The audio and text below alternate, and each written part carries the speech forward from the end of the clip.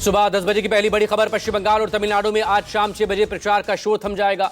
बंगाल में पहले फेज की 152 सीटों पर आज प्रचार थमेगा। वहीं तमिलनाडु की सभी 234 विधानसभा सीटों के लिए चुनाव प्रचार आज रुकेगा। इन दोनों राज्यों में 23 अप्रैल को वोटिंग होगी। राजनीतिक दल प्रचार के आखिरी दिन अपनी पूरी ताकत झोंकेंगे और जमकर रैलियां भी करेंगे।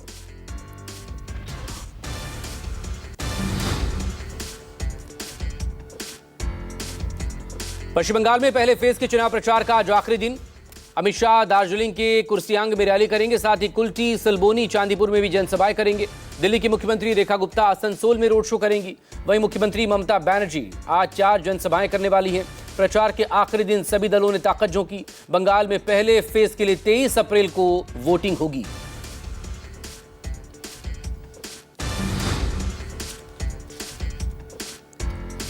महिला आरक्षण मुद्दे पर कांग्रेस आज देश के 29 शहरों में प्रेस कॉन्फ्रेंस करेगी।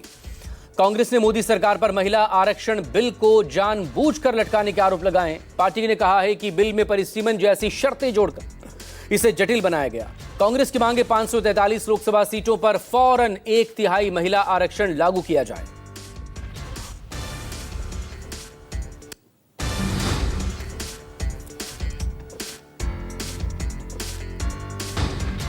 लखनऊ में आज जन आक्रोश महिला पदयात्रा निकाली जा रही। यूपी बीजेपी के आह्वान पर सैकड़ों महिलाएं सीमावाद से विधानसभा तक पैदल मार्च करेंगी। इस पदयात्रा में मुख्यमंत्री योगी आदित्यनाथ, डेप्यूटी सीएम ब्रजेश पाठक और मेयर सुषमा खरकवाल भी शामिल हैं। नारी शक्ति वंदन अधिनियम पास न होने के विरोध में बीजेपी की ये पदयात्रा है।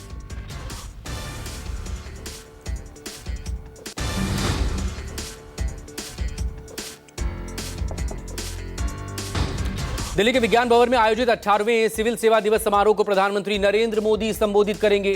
सिविल सेवा दिवस पर हर साल लोक सेवा में उत्कृष्ट कार्य और प्रतिबद्धता के लिए मनाया जाता है।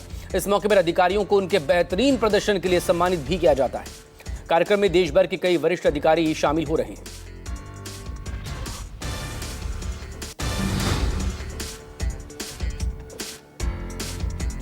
बिहार के मुख्यमंत्री सम्राट चौधरी आज नई दिल्ली में प्रधानमंत्री नरेंद्र मोदी से मुलाकात करेंगे। मुख्यमंत्री बनने के बाद ये उनकी पहली दिल्ली यात्रा है। सम्राट चौधरी शाम 4 बजे प्रधानमंत्री आवास 7 लोक कल्याण मार्ग पर पीएम मोदी से मिलेंगे। सूत्रों के मुताबिक इस बैठक में बिहार में आगामी कैबिनेट विस्तार को लेकर अहम चर्चा हो सकती है।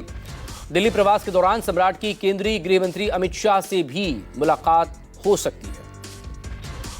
सम्राट चौधरी ने 15 अप्रैल को सीएम पद की शपथ ली है।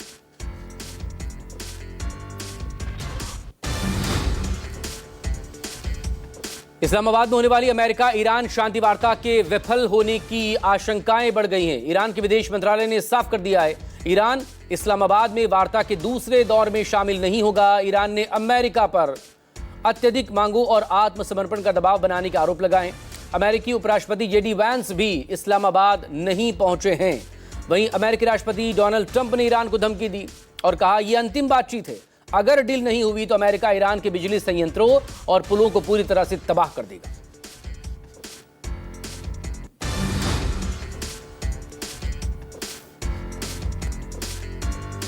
पाकिस्तान के इस्लामाबाद में होने वाले अमेरिकी ईरान शांति वार्ता को लेकर डोनाल्ड ट्रंप का बयान। ट्रंप ने कहा 22 अप्रैल के बाद सीज फायर नहीं बढ़ेगा। इसके साथ ही ट्रंप ने यह आश्वासन भी दिया, इसे लेकर अमेरिका की तरफ से कोई जल्दबाजी नहीं की जाएगी।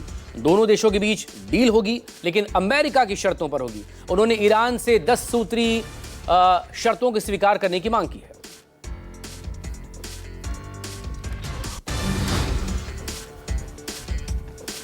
ईरानी बंदरगाह और तटीय क्षेत्रों में आने जाने वाले जहाजों के खिलाफ नाकेबंदी शुरू हो चुकी है। अमेरिकी सेना ने 27 जहाजों को वापस मुड़ने या किसी ईरानी बंदरगाह पर लौटने के निर्देश दिए हैं।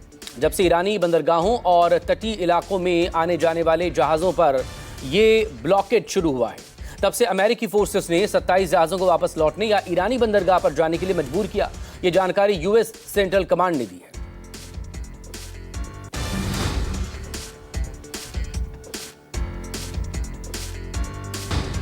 तनावपूर्ण इस्लामाबाद शांति वार्ता के बीच लिबनान मोर्चे पर एक बार फिर से हिंसा भड़की। संघर्ष विराम के बावजूद इजरायली रक्षा बलों ने दक्षिणी लेबनान के कई इलाकों में भीषण हमले किए। इजरायली ड्रोन्स ने काकाइयात अल जिस्र कस्बे को निशाना बनाया। यह हमला संभावित रूप से हिजबुल्लाह के ठिकानों या सक्रिय यूनिट्स को लक्षित करके किया गया था। शमा और उसके आसपास के गांवों में भारी गोलाबारी बमबारी की खबरें हैं, जहां इजरायली जमीनी सेवा और हवाई हमले मिलकर ये कार्रवाई कर रहे हैं।